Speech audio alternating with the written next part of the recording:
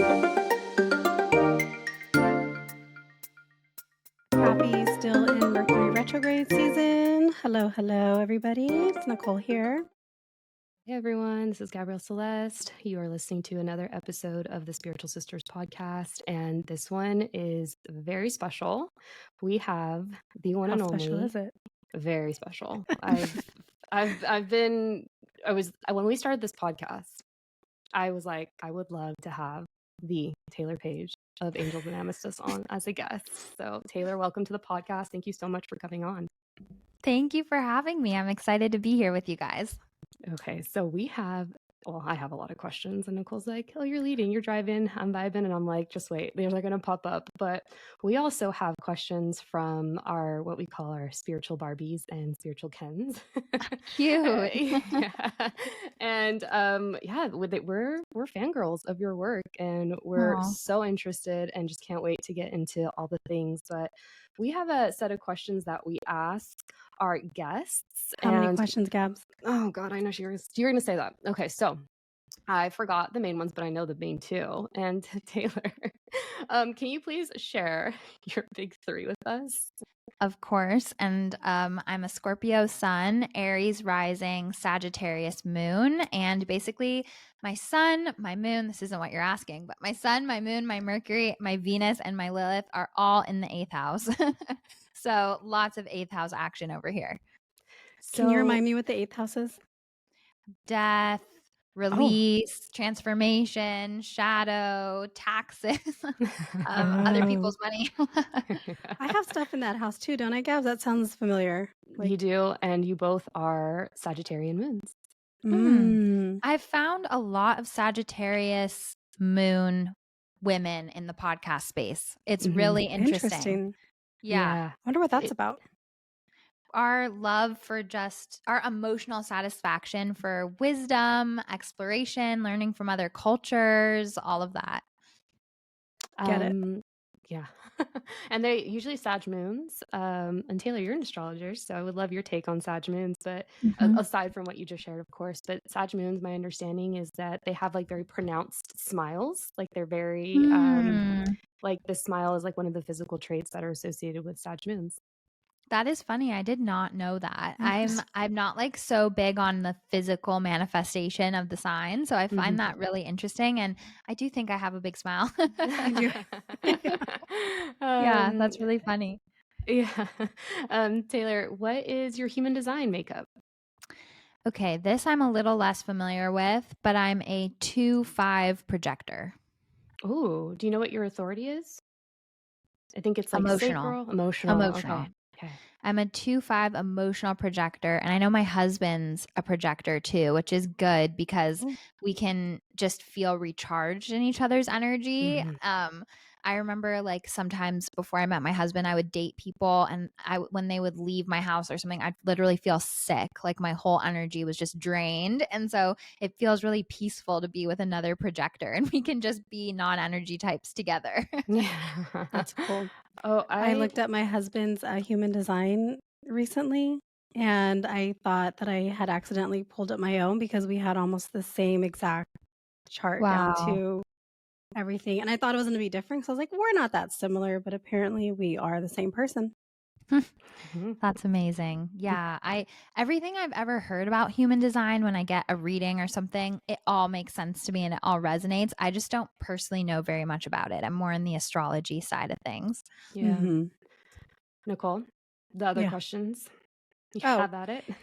If you could pick anybody in the world to read for, who would you choose? Ooh, that's a really interesting question. It's funny because as a reader, I do my best work when I know nothing about the person that's sitting with me.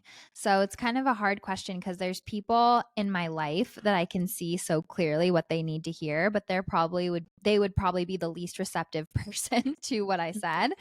But the hard thing is, like, whenever I've read for people in the public eye, I always ask my guides, please give me information that isn't public about them so that they can know that I'm getting things that are not readily available. But whenever I read for people who are, their whole life story is online, it's not as fun for me because Right. they can think like, oh, you read about me. It's like, girl, I'm so busy. I don't have time to read about you. But Yeah. like, I get why you would think that. And I understand there's a healthy level of discernment. But I think my dream person to sit with is whoever needs me most that I need, that I know nothing about.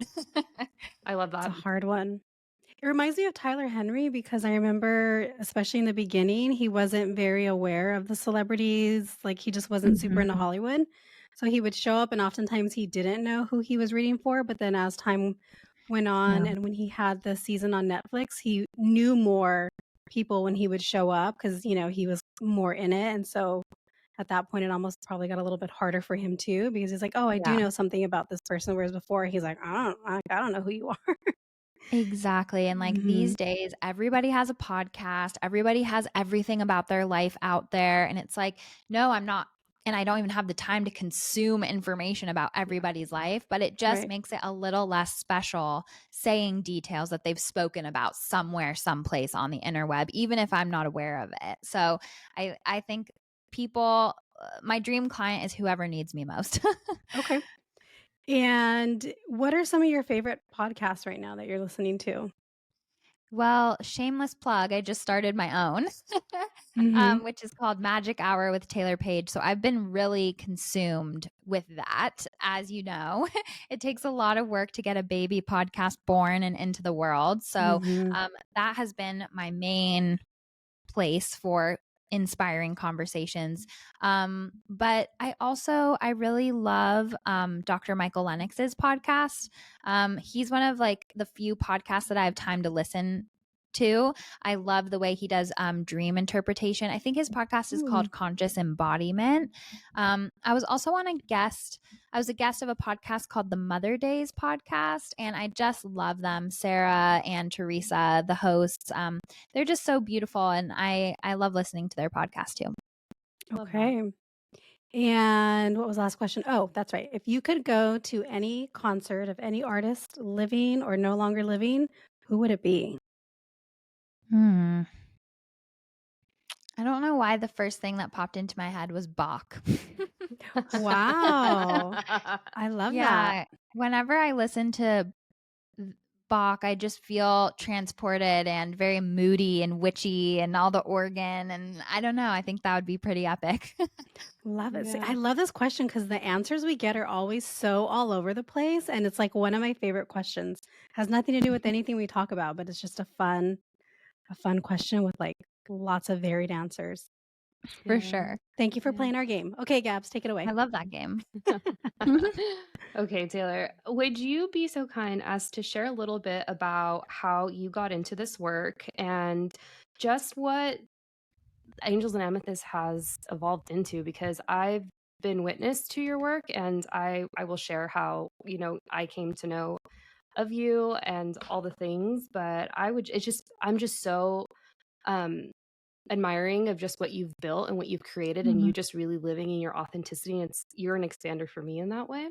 And I know you're an expander for a lot of the girls listening, spiritual Barbies and Kens listening. And so I would just love to dive right into that. That is so sweet. Thank you. And I know you found me while I was still a reader in Ojai at a shop. So you found me a long, long time ago. Yep. um and we were both 805 girlies, so we like bonded right away. Yeah. Yeah, so I never in a million years thought that this would be my path. Hmm. And I feel like that's how life turns out for a lot of people. It's like we always thought we wanted to do one thing or going in one direction. But as soon as we stop telling ourselves the story of who we are, we actually give ourselves permission to be who we really are. And Mm. so for the longest time, I thought I wanted to be an actress. I wanted to be a comedy writer. I was going down that path. And it was just dead end after dead end. I also was having some health issues, especially with like my periods. And was having a hard time because I actually would get these opportunities to be like a writer's assistant on a show or something like that. But it was these long hours with no flexibility. And I knew physically I couldn't do it. And so it brought me into this place where I was like, I don't think physically with my cycles and my period pain and my PCOS that I can actually physically show up in these like very demanding, energetic jobs, such as any type of assistant job on a production or a set. And so I kind of knew in the back of my head, like something isn't adding up here. But I was always very spiritually closed. Ever since I was a kid, I was very afraid of spiritual experiences that I would have because I didn't understand them and I didn't have the language for them. And with all my eighth house placements, there was a big emphasis on passing over when loved ones would pass over, past loved ones visiting, and I was very scared of it without understanding it. So at this point in my life, I was very closed up. And I was hitting a rock bottom moment because I was spiritually blindfolding myself, where I was in an abusive relationship for 4.5 years. My cycle and my period health had never been worse. I felt stuck and blocked professionally, kept pouring my heart and soul into my writing, and it was just not going anywhere. And I just hit this rock bottom moment.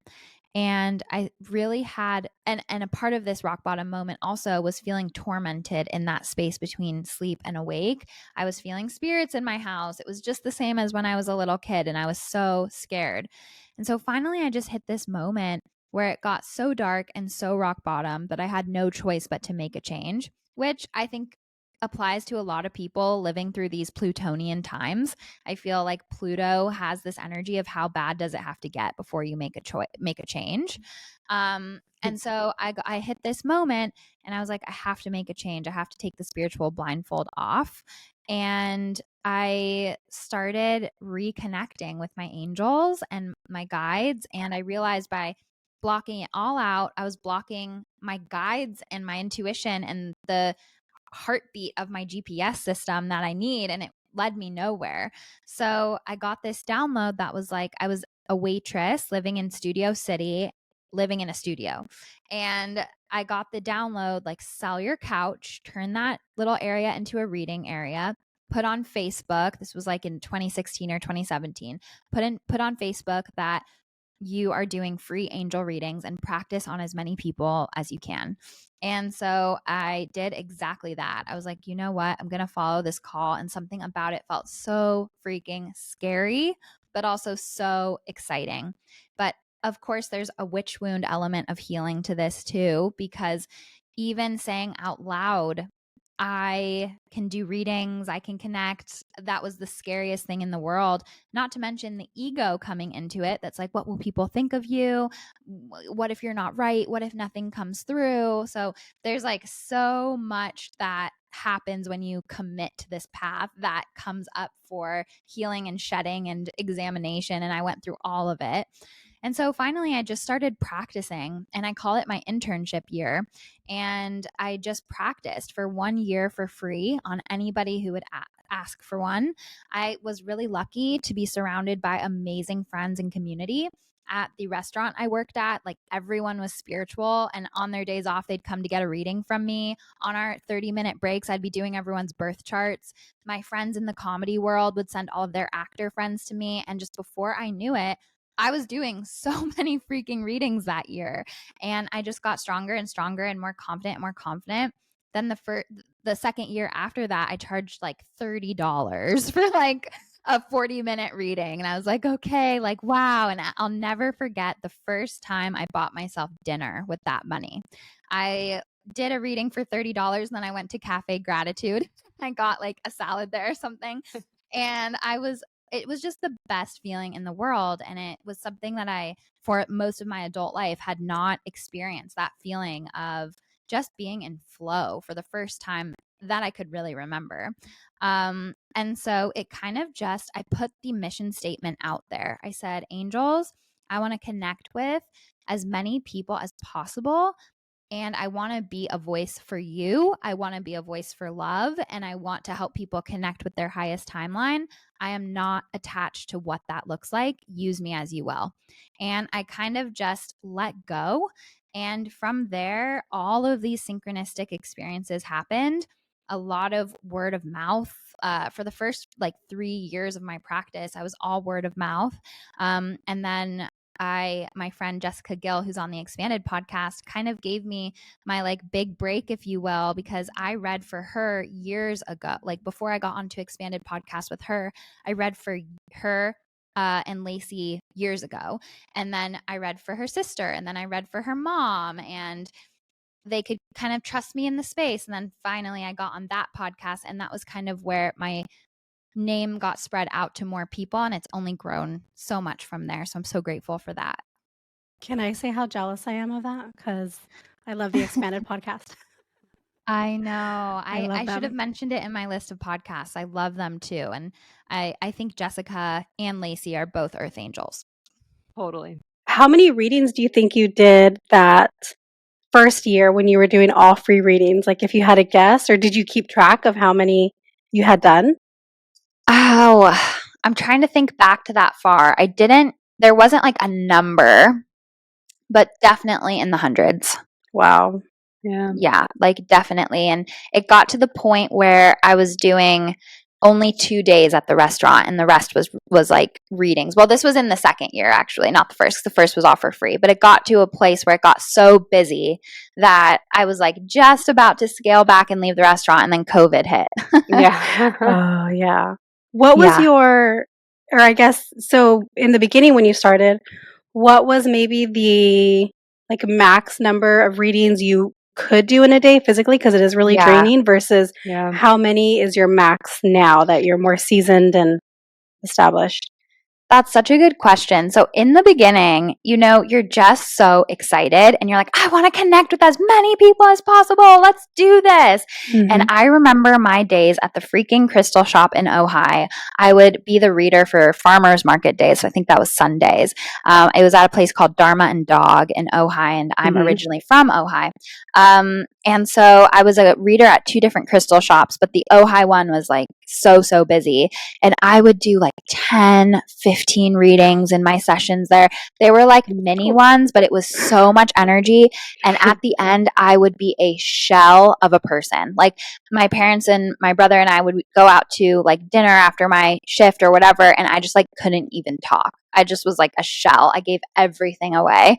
And that was kind of my pattern. I just couldn't say no to anybody who wanted to connect with me, to anybody who needed my time and attention. I was so honored, and I still am, and so excited. But it got to a place where after I went on the expanded podcast, that was the most in demand I had ever been. And up until then, I'd be like, okay, like I can do as many readings a day as I possibly can fit in. But then when you have hundreds and hundreds of people emailing you at the same time and wanting a reading, you have to really learn, like, okay, it's not, first of all, not fair to my current clients to get this version of me that's so burnt out. And secondly, I can't be everything for everyone all at once. And so it was actually something I had to learn to feel safe in my nervous system to say no.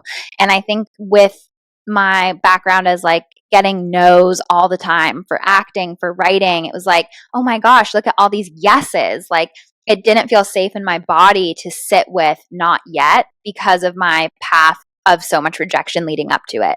So I had to really realize, like, okay, I need boundaries, I need regulations. And it shifted to a place where in terms of angel readings and mediumship readings, I don't go past 2 hours a day of sitting in that space.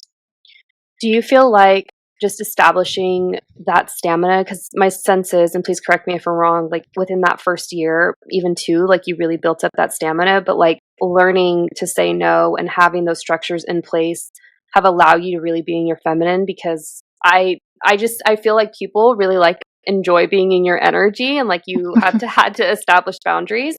But I just get a lot of like feminine vibes, and I have questions from the business perspective, is just to like how you stay in your feminine while running a business which is inherently masculine.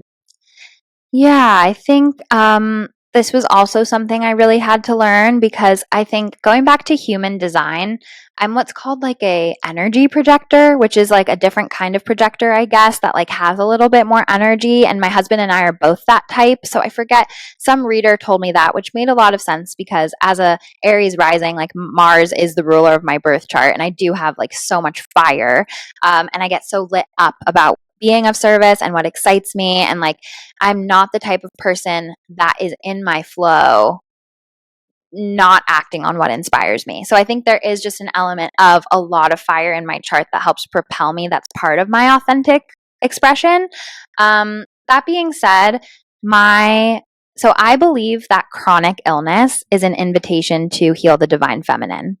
And I think it's no accident that when I was doing research for my Healing the Witch Moon course, it's like 80% of people with chronic illness in this country are women.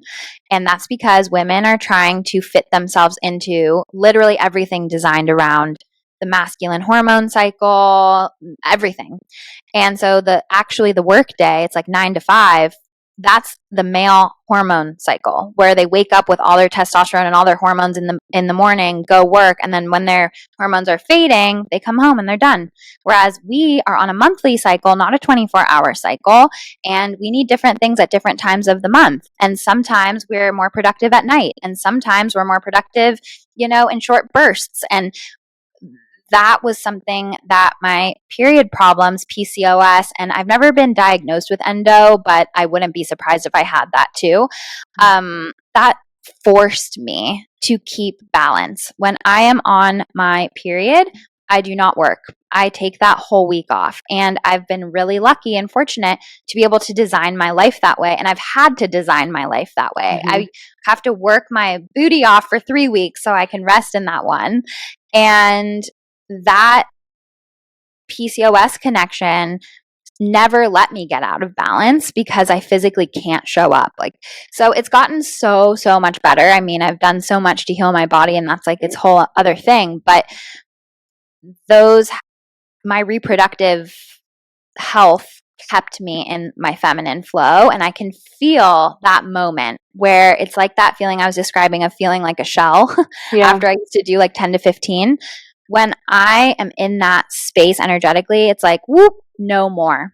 Especially because the nature of my work is like my content creation, my readings, my offerings, they all require me to be in a higher vibrational space and a higher flow. And so more than anything, I consider myself a spiritual athlete.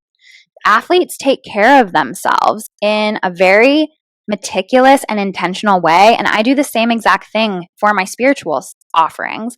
And so I think, that feminine flow is really just connecting to self-care and prioritizing what your body is asking for over anything else.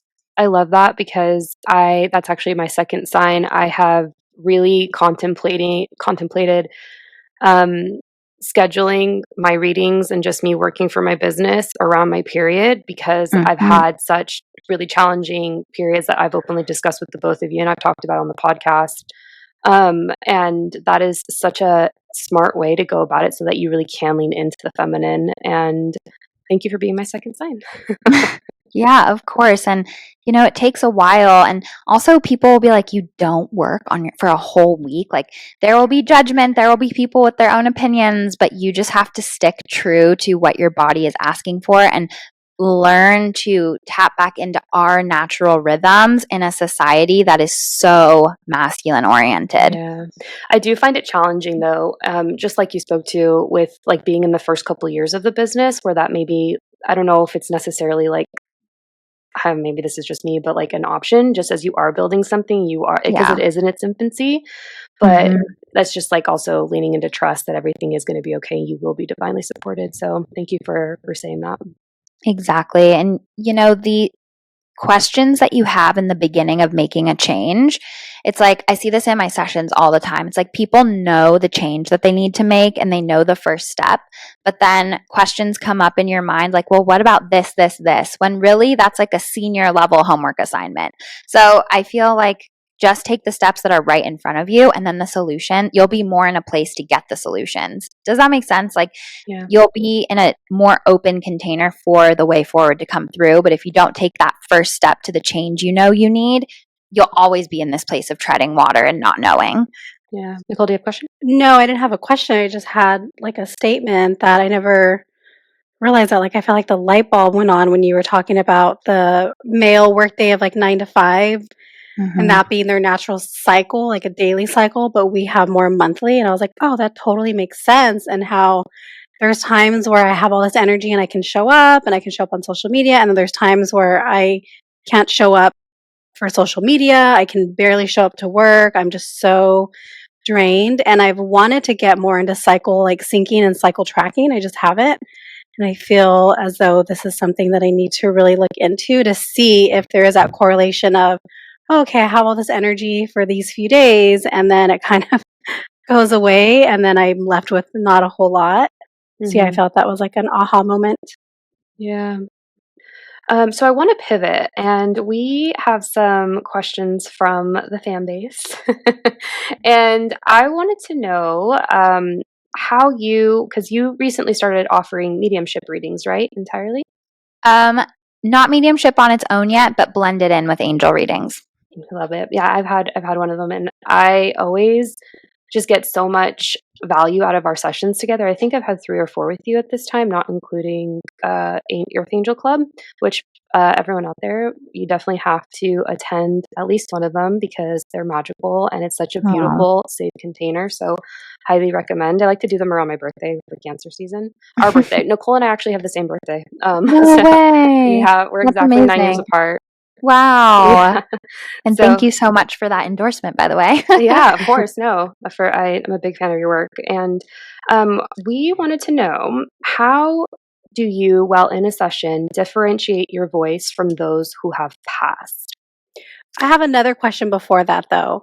Can you share what your sessions kind of look like? What might a person want to schedule a session with you for? If they're looking for, ABC, XYZ, what are some of the main things that you see people come to you for? And then how do you differentiate once you're in it?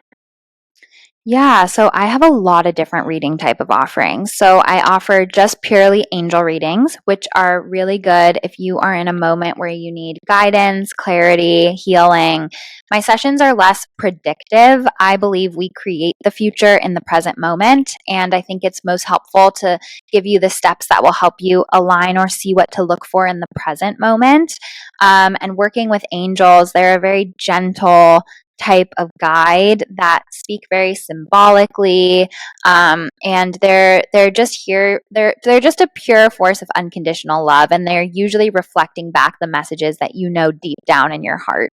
And so those sessions are really good. I mean, of course, the main questions are career and love life. Those are like the 2 questions that most often get asked, but there's all different types of things you can really ask about anything, and I can feel into the energy of it for you, tap into what your angels have to say, pull a few cards. With that, I now offer a mediumship add-on, which was already happening in my sessions, which are past loved ones coming through, working with our angels to kind of chime in on what we're talking about, or just give messages that are important from the other side. I only created a separate reading form from this because I think it's a better way to structure our time together instead of everything coming through all at once and then we were running out of time in the session. So now I have specific sessions catered towards that mediumship connection.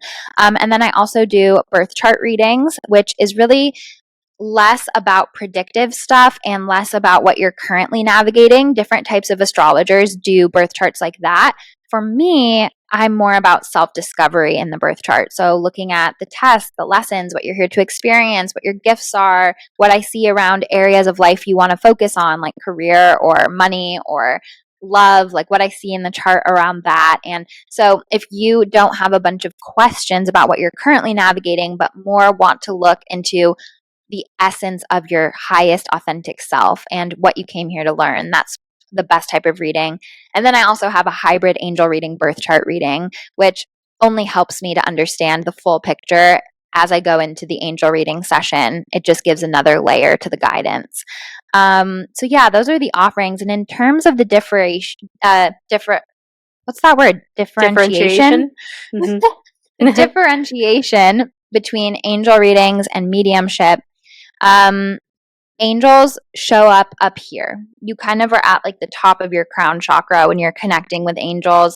They're very warm. They speak a lot in symbols. And past loved ones are more in the heart area. They're a little bit of a different vibration. They speak a little bit more literally. And they're colder when you feel them.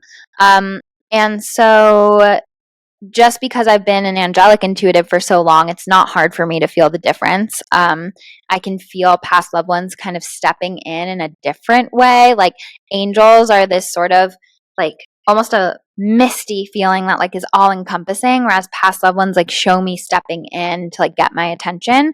So there's just like a lot of really different ways that I can differentiate. But yeah, they speak very differently, they communicate differently, but they're on the same team helping you from the other side. Do angels show you ever like the dimension that they come from? And if so, what does that look like? So it's funny you ask this because, first of all, I feel like I'm not as curious as I should be. Like I like have connection to like these things, and instead I'm just focused on what my clients need, what the messages for the collective are, how I can help as many people.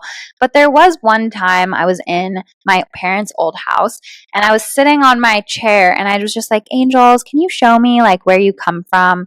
And I just saw this like flash that was so bright. And basically what they told me was, we can only show you this for like a nanosecond because your consciousness couldn't even process this and it would cause like problems in your brain.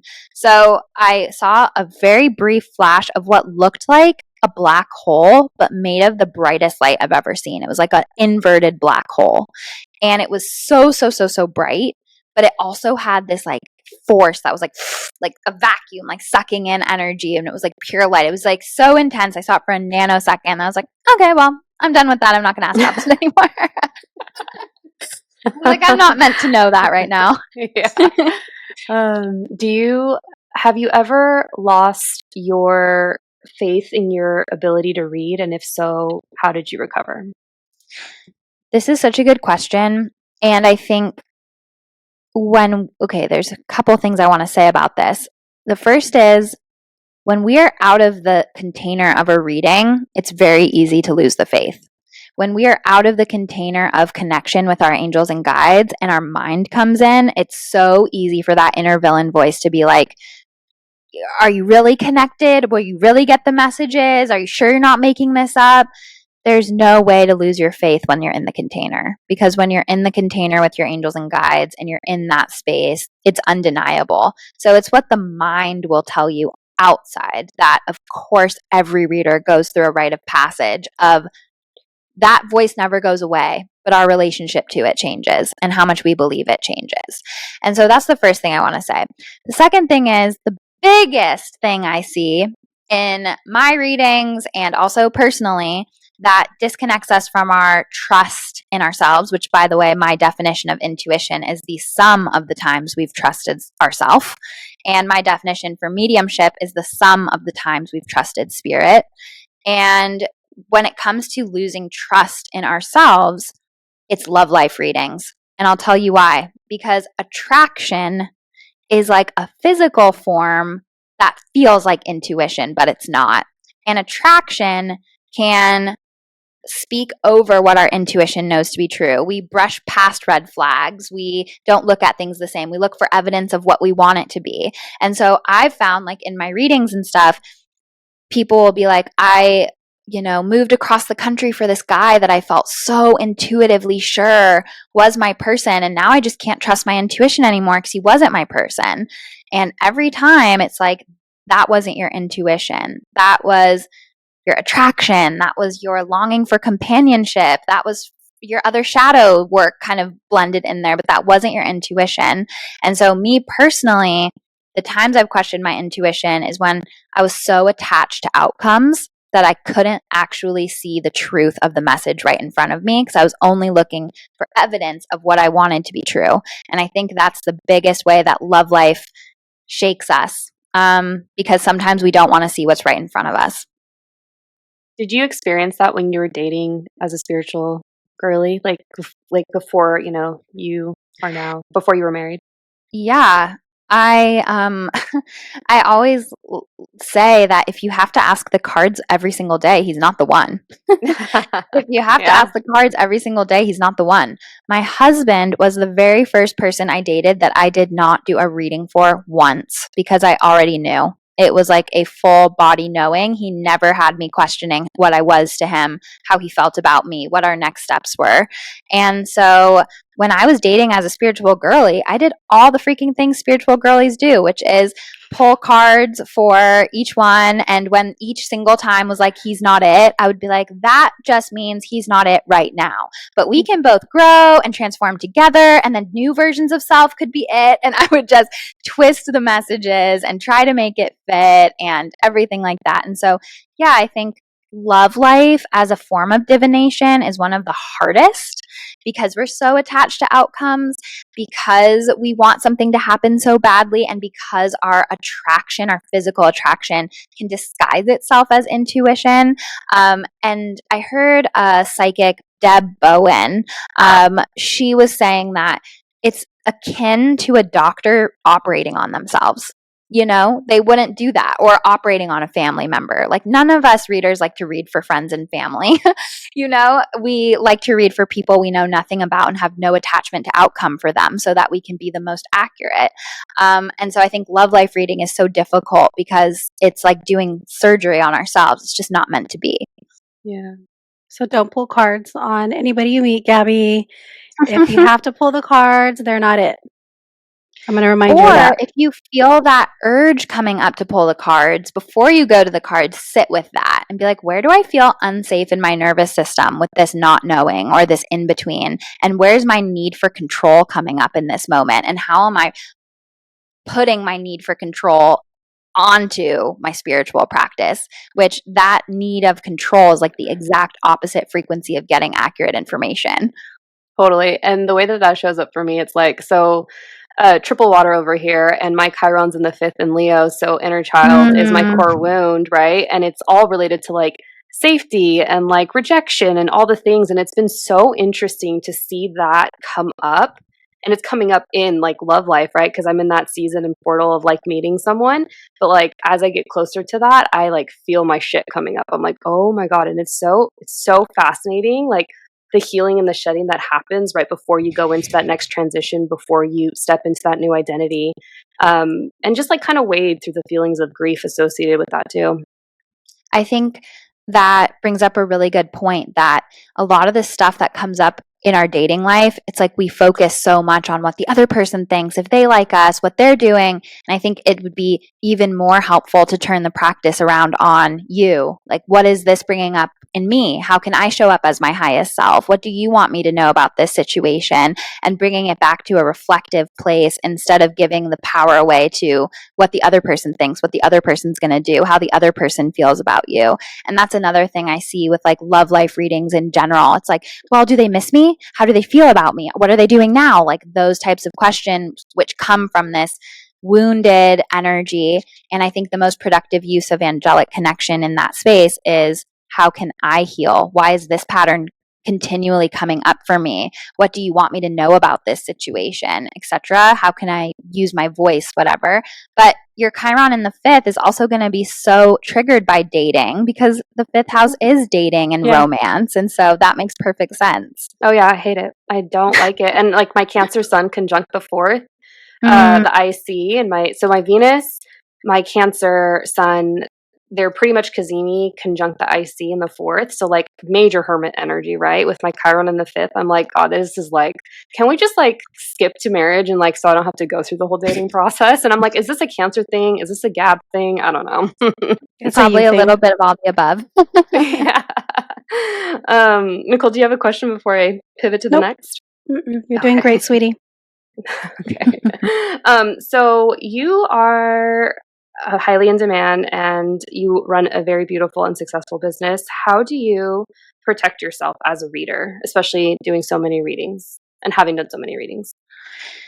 This is such a good question, and it's something that I openly admit that I need to work more on.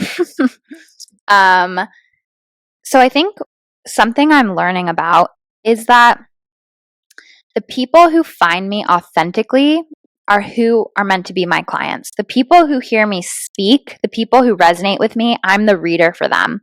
The people who want to go to a quote unquote psychic who's going to tell them everything they need to do and where they're going and what's going to happen 5 years from now, people like that are the people that drain my energy the most, because they're not aligned with me as a client. And usually people like that, who are coming from like a fearful place or a superstitious place or a place in need of control, they find me through like a family member that shared something, and they don't find me in an authentic way. They hear someone else had a good experience, but they have a different idea of what that reading should be. And that's like the only type of client that I leave with being frustrated because I feel like we weren't an energetic match. And whenever I leave a session and feel like somebody didn't get everything they wanted, it's tough. So that's kind of a long way to say I feel divinely protected in who is led to me. I love my clients. I love the people I work with. The people who hear me speak or see my content online and gravitate towards it and resonate with it, that resonance, like attracts like frequency, says that they're the right person that's meant to work with me. And I feel lit up and recharged by my sessions. Yes. It's only the people who find me through like a fluke or somebody buys a gift card. Like back in the day when I was offering gift cards, I was like, oh God, like who's going to freaking have a gift card with me? Because it was always the most random people who had no idea what my whole MO was. And so I think there's a natural protection in sharing my authentic self and who that brings back to me. And other than that, I really don't do a lot like socially. I take a lot of time by myself, and baths are like my number one thing. Like I freaking love baths. I love doing water work like magically. I just love the element of water. And that really fills up my cup, no pun intended.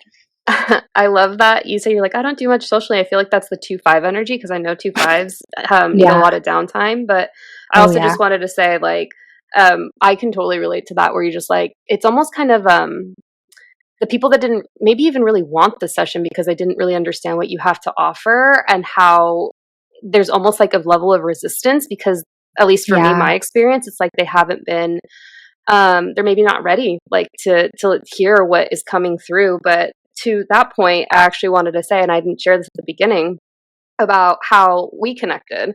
And it was at the beginning of my Saturn return, and I found you on an email list I was a part of that you had been included on.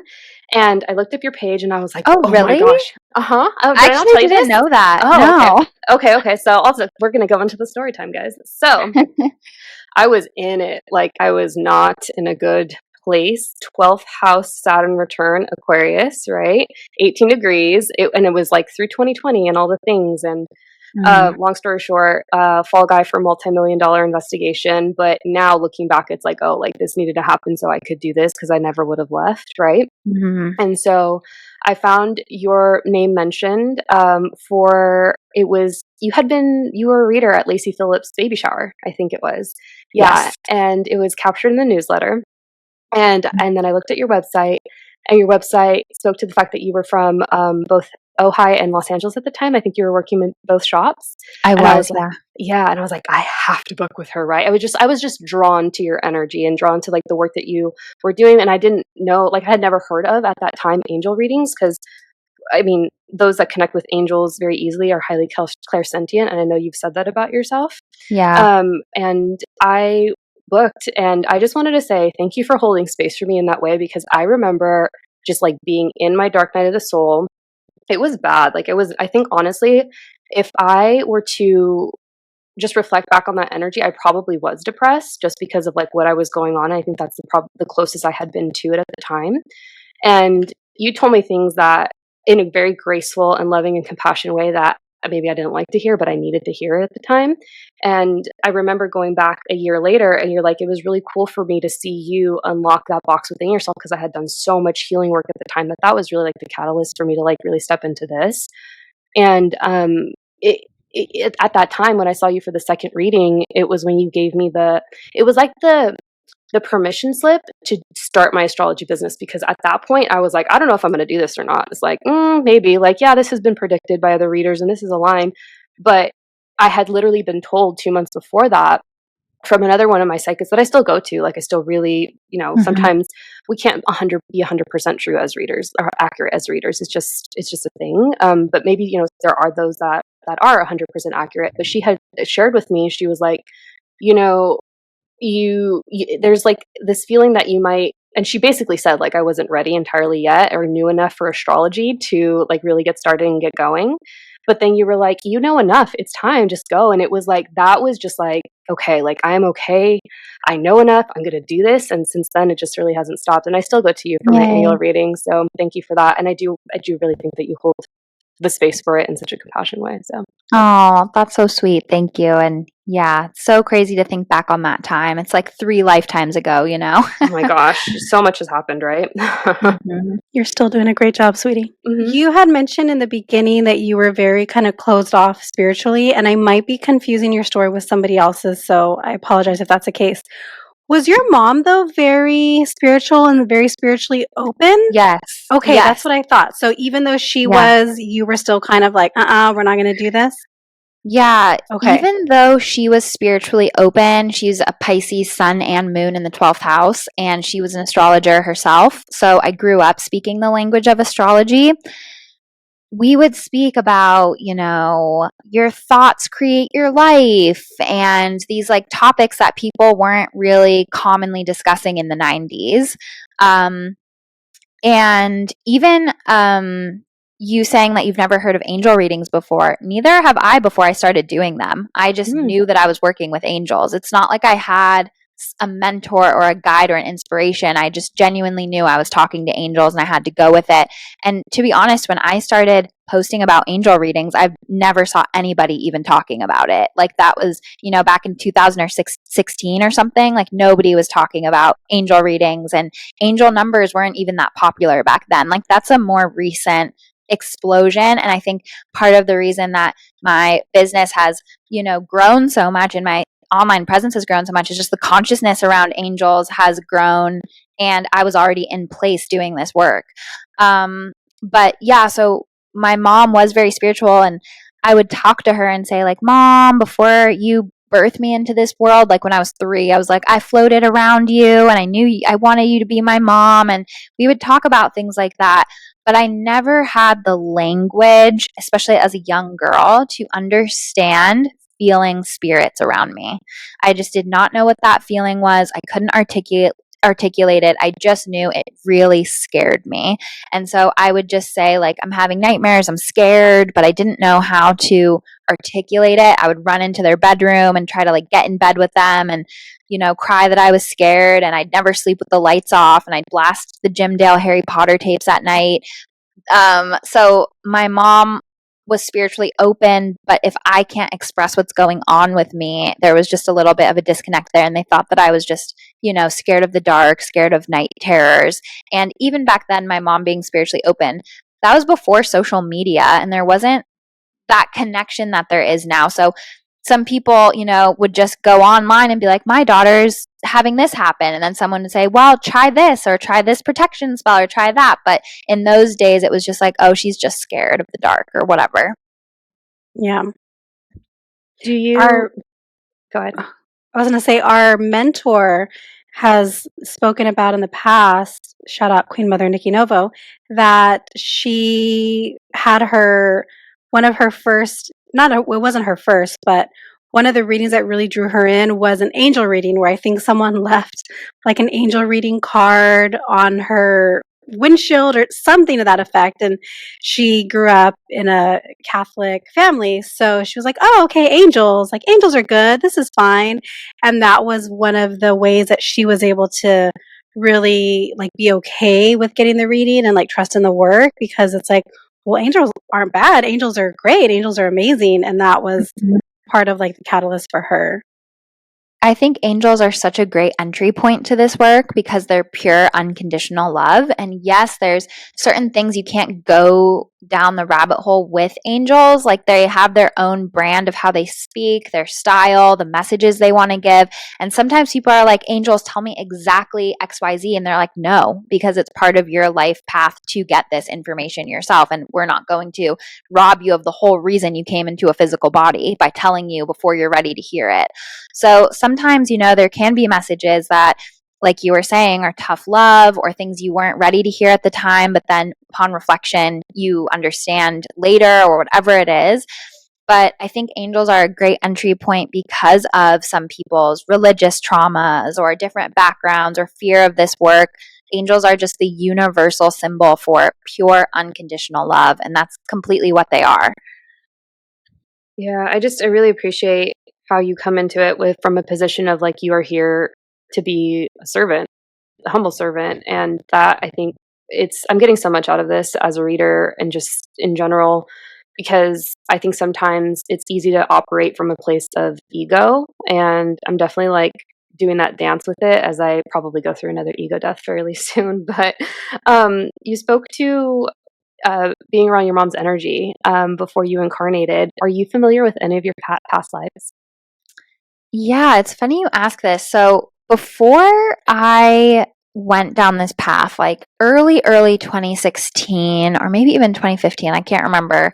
I went through like a bad breakup and I took a solo trip to Salem, which is kind of like, you know how people are in the closet and you're like, everyone knows that they're gay and like loves them anyway, but they just can't come out. Like that's how I was with like a witch. Like I was like taking solo trips to like Salem. I like saw spirits, like, but I was like, no, I'm not psychic. Like, so I kind of had this solo trip where I saw a psychic in Salem and she was like, she's like, you're just as psychic as me. Like, what's happening here? Like, why aren't you in touch with your gifts? Like, why aren't you doing this? Like, you're not on track. And I was like, this lady's crazy. Like, just so in the closet and so in denial, but like so clearly, like, what am I doing in Salem by myself? Like, I was like going on a ghost tour to like see what I could feel. Like, I was just a closeted witch. I was in the broom closet. And so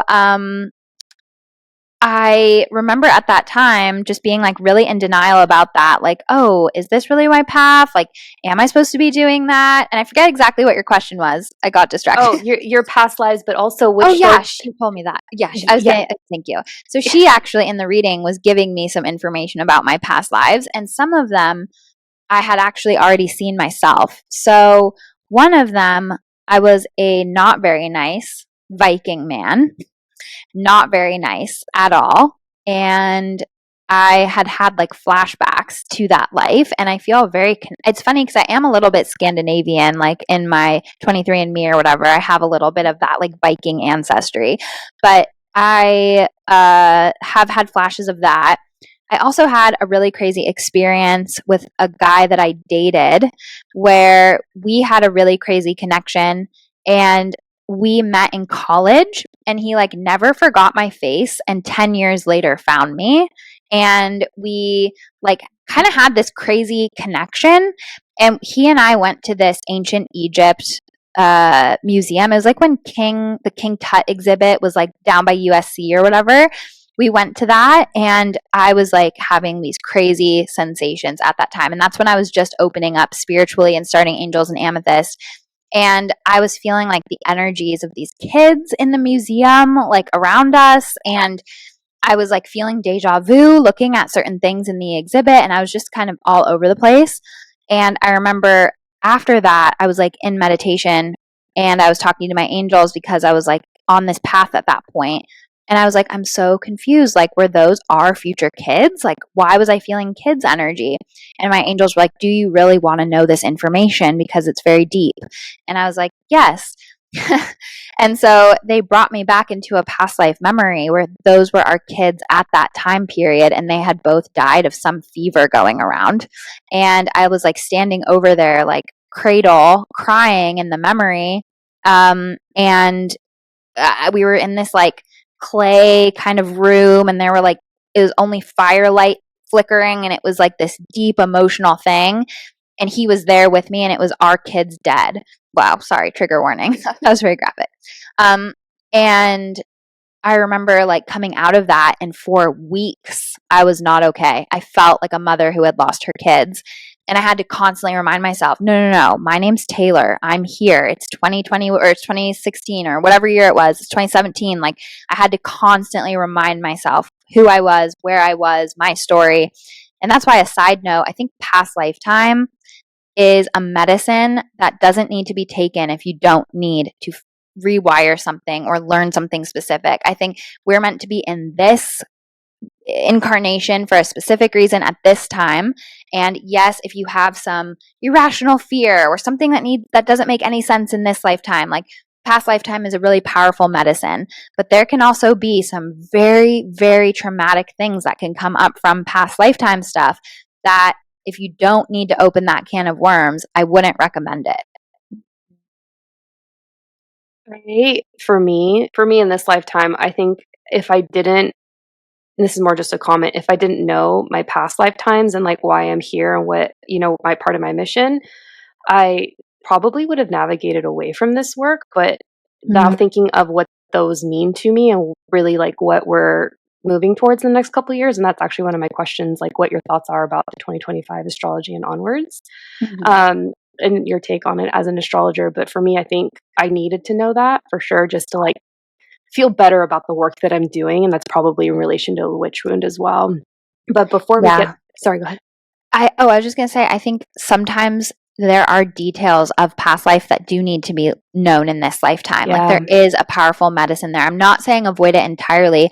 And sometimes even in my angel readings, I'll be shown past lifetime stuff if it's really relevant to what they're asking about or what they're talking about, especially in love life, especially in like these different things with relationships with people or just overall themes. Like past lifetime stuff will come up and angels will talk about it. Like I remember one time in this session, there was this very successful doctor that came to me. A lot of doctors are my clients, which is really funny. Yeah. And she was like so afraid, or actually before we even got into this, I was tapping into her energy in the beginning, which if you know my sessions, I kind of see what I get before you tell me anything. I just want to see, like do an energy scan, see what your angels are telling me, and then we start to talk. And in the very beginning, they were showing me this past lifetime of her as a homeless man under a bridge, living a very, very difficult life, never having enough, always feeling sick in the body, like all of this really intense stuff. And she said, she like got emotional and she said, my biggest fear in life is being homeless. Like I am so scared of that. I stay in this like specific job or hospital that isn't aligned with me because I'm so scared of what will happen if I say no to this job security. And it's what we really had to deconstruct and look at in the session because she was having major financial and career blocks and it was time to change.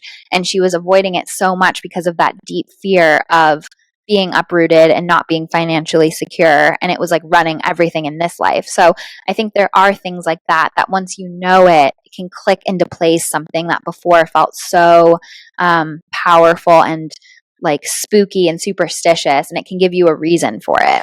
Absolutely. And I completely agree with your thought on it. And I just feel like maybe before we've, experienced the shift in consciousness that we are collectively going through and have been for the last couple of years, people are definitely more open to the thought of past lives than maybe they had been before 2019 or the end of 2019. So yeah, I love that description. I also wanted to ask, where did you go in Salem to get your psychic reading? It was a shop on the main street, I think, called Omen. Yeah. And that's the one that's pretty angelic, right? Because that was like before, like Omen is like the light one, and then there's like a darker one. I can't remember. Oh, Oracle and Omen? I think they're right next to each other, but that's where I got my first psychic reading in Salem. Was that Omen? Yeah. Yeah. How do you remember that? I cannot remember those things. I think it was because it was the start of all of this. So yeah. She was like, what are you doing here, girl? She's like, you should be doing your own readings. I was like, you're crazy. So with your clairs, Nichole, cut me off if you have any questions. I'm just really enjoying this. Your clairs, which would you say are your strongest? And you mentioned that your readings aren't as maybe predictive as others maybe, but I have to believe you do get predictive information. And how do you verbalize that? Because for me, like I would say I'm more clairsentient and now clairvoyant. But for me, the clairvoyant, it's kind of like you're channeling consciousness. You're processing information you're getting and you're trying to verbalize it in such a way that it's neutral, but it's hard. So it's like you don't really influence what they're like going to decide to do, but it's an art. It is an art.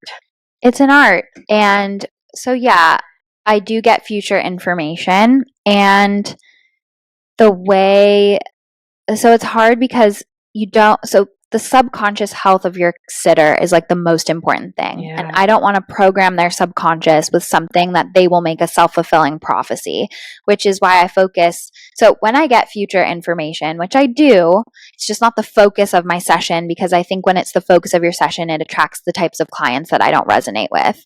And so I do get future information, but I'll phrase it in a way of, when you get to this point energetically where you feel like this happens, this is the message for that time. This might be the way to move forward. And I still focus on constructive ways forward in that moment. So I'm not just going to say, oh, I feel you guys getting a divorce, even if I do.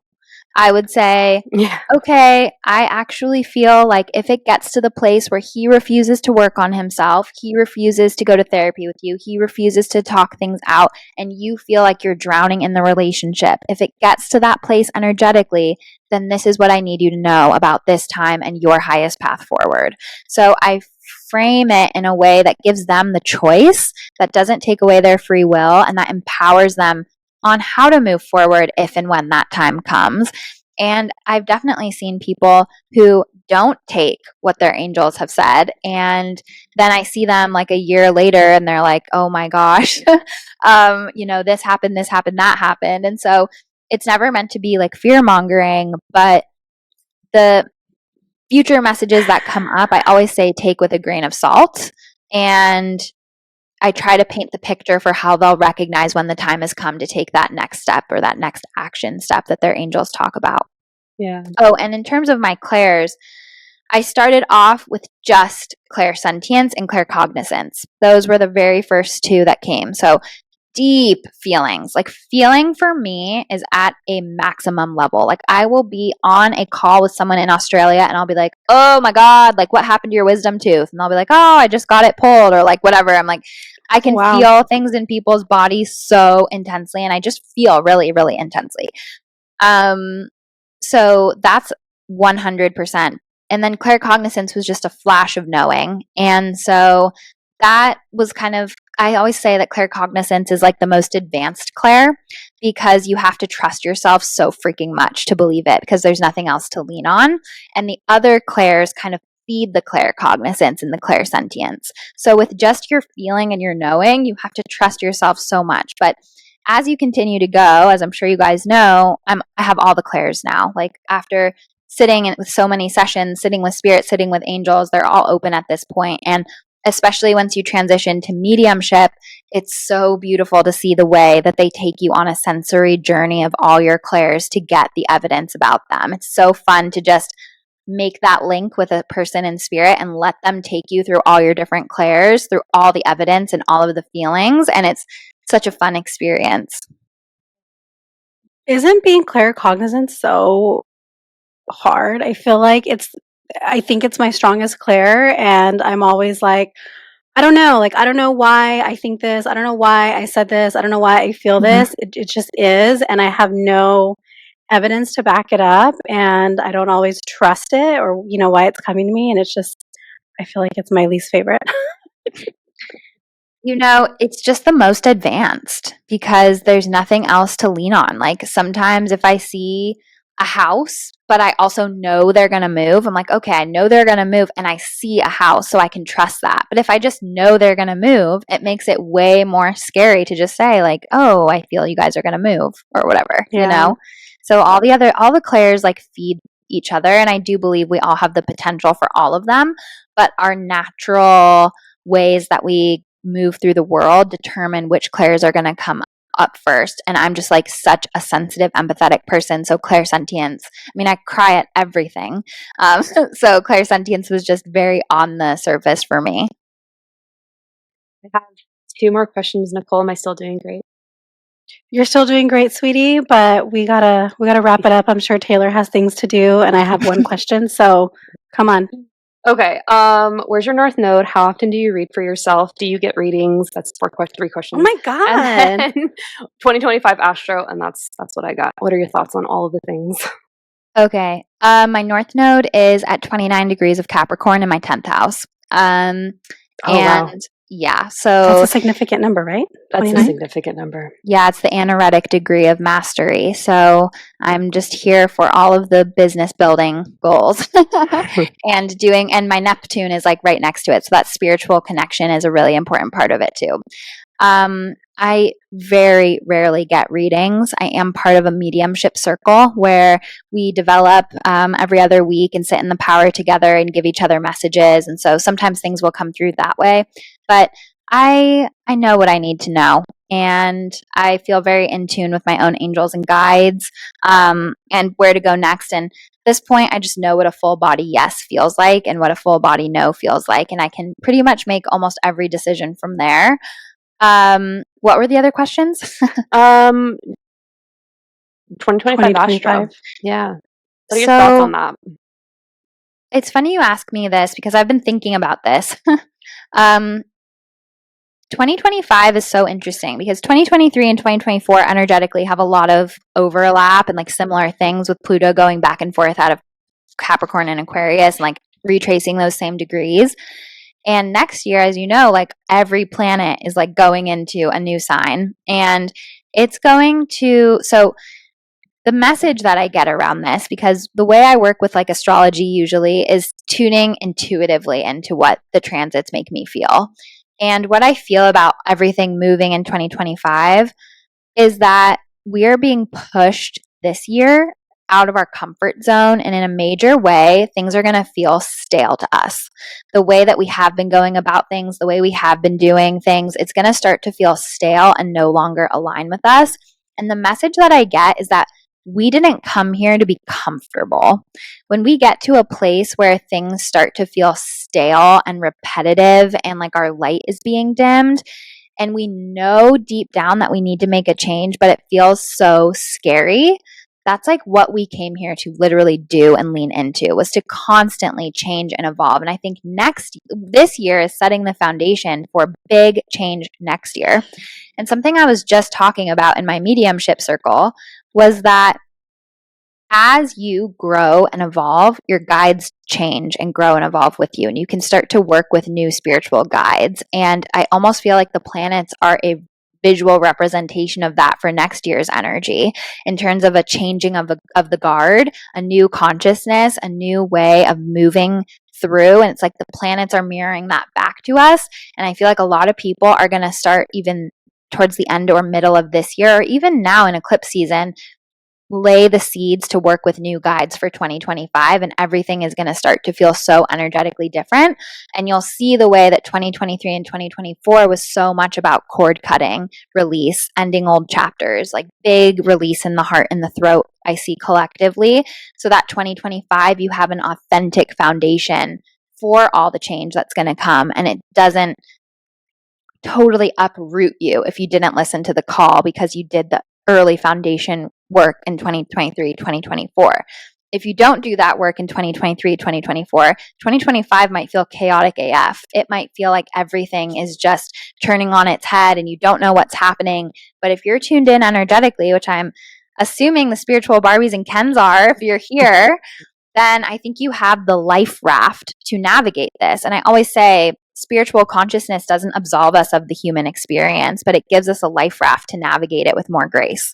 And so I think 2025 is like such a changing of the guard. I think many people are going to work with new guides, not to say your old guides or the guides that got you here are going to leave, but there's a new energy wanting to work with us, and things are going to feel outdated and stale. And there might just be this inner unsettling force that's like something has to change, something has to go, and starting to deconstruct what that is. Well, now I'm terrified.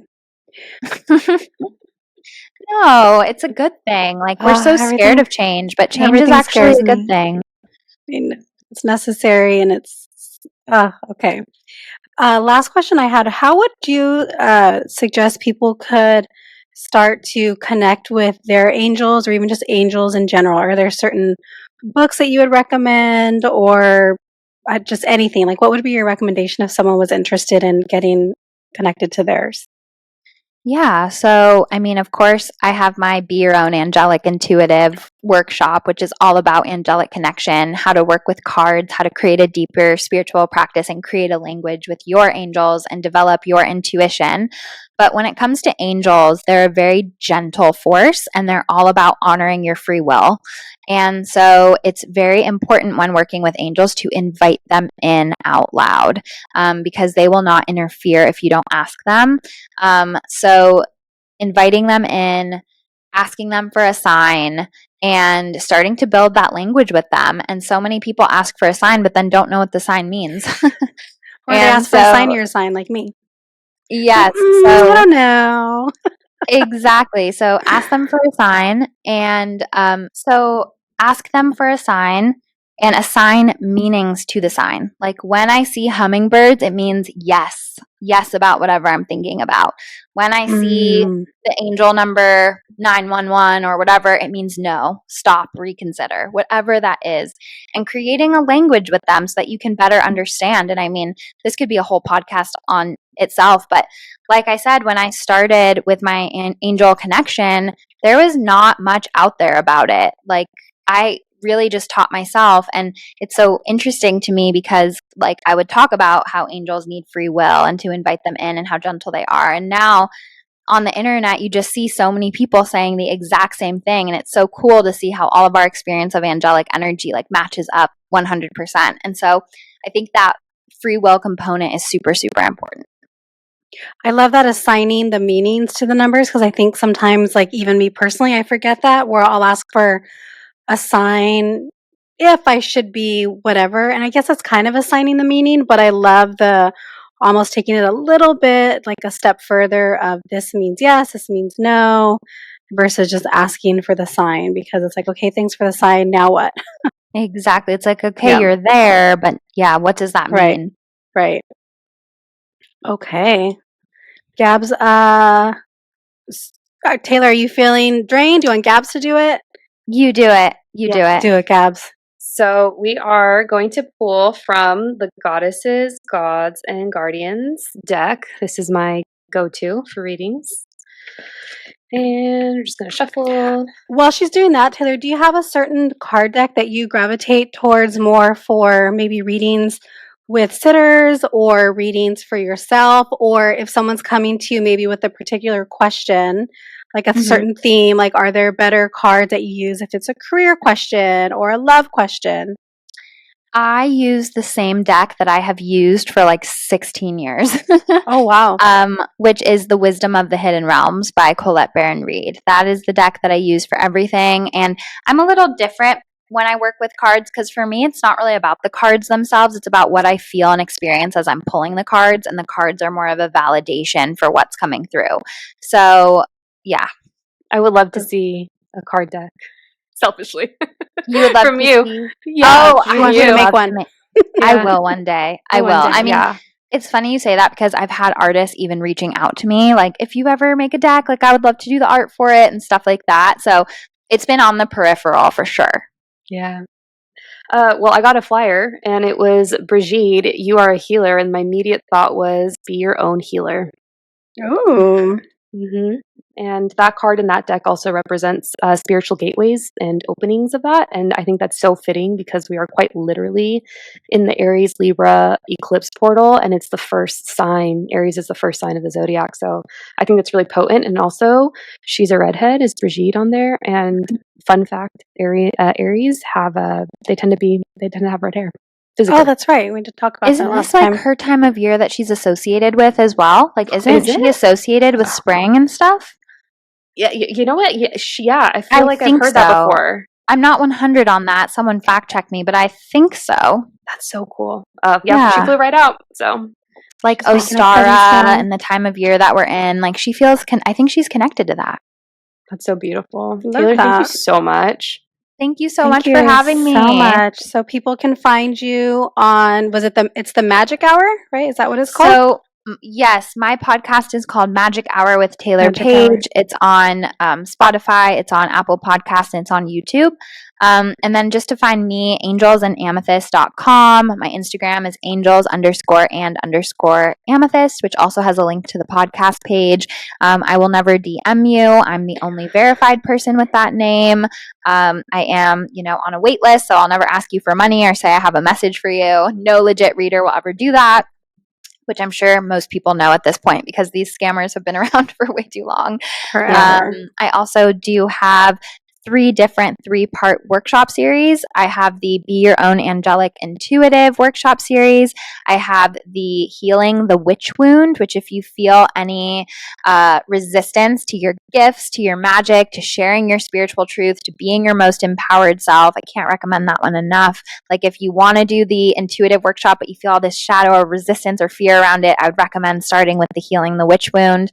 And then I also have Working with Angels to Attract a Soulmate Connection workshop, which is really powerful as well and helps guide you through love life from a more spiritually connected and powerful place. And then I do a monthly gathering called Earth Angel Club, which is a astrological update, an energetic update, a guided meditation, and there's 2 different ticket tiers. One of the ticket tiers includes an email reading from me, and both include priority scheduling with me and skipping the wait list as well, and I do that once a month.